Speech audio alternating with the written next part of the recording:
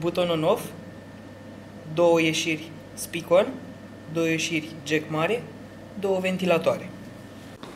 Avem 8 canale, fiecare canal avem ieșire cu XLR sau jack mare, așa cum ieșim și noi cu un microfon pe jack mare. Fiecare canal are reglajul său individual, gain, volumul general al fiecărui canal în parte, înaltă, medie, medie generală, bas, efectele, auxiliarele și ultimul buton să se audă ori în boxa stângă, ori în boxa dreaptă. Și bineînțeles on-off al canalului și reglajul, volumul. Așa cum am discutat mai devreme pentru primul canal, așa funcționează toate în fiecare, bineînțeles, în parte. Canalul 2, canalul 3, canalul 4, aceleași funcții, aceleași reglaje, aceleași setări.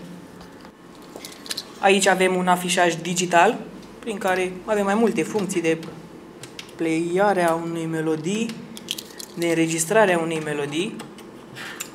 Și acum am băgat și noi un stick. Acum. Noi avem o boxă conectată acum. Ok. De aici schimbăm piesa. Aici avem mufele RCA prin care putem ieși cu jack mic pentru a intra cu mufa în telefon. Aici avem pentru monitoare. Butoanele de monitoare sunt cele portocalii pe care le-am arătat în trecut. Aici avem căștile. Aceste două mufe XLR sunt pentru bași și aici pentru monitoare. Toate aceste 4 monitoare, auxiliare. Aici avem mai multe reglaje pentru voce. Fiecare în parte le puteți regăsi aici. Tot ce înseamnă partea aceasta aveți nevoie de putere. Acest mic afișaj are și Bluetooth. Se poate conecta telefonul la acest mixer. Le iați direct de pe telefon ce piesă doriți. Bun, pentru a folosi funcția de înregistrare avem nevoie de un stick. Îl introducem. Dacă aveți ceva pe el, o să înceapă să cânte automat. Ținem apăsat butonul Set. Ultimul buton din stânga, acum scrie Rec Stop. Dacă îl apăsăm, o să scrie Rec Start. El acum în momentul acesta înregistrează. Bineînțeles, instrumente, microfon, tot ce doriți. Apăsăm tot pe butonul din stânga, scrie Rec Pauză. Apăsăm butonul Set, Rec Save.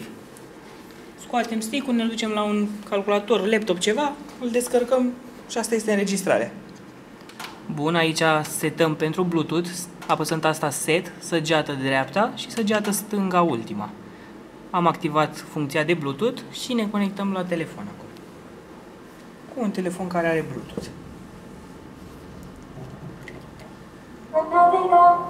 După cum observați, a început să cânte muzica.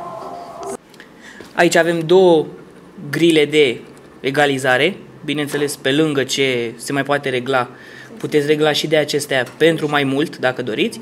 Aici este puterea pe care, în momentul în care intră în galben, nu mai depășiți. În roșu deja se ard. Aceste două butoane sunt reglajul general al basului și înalta.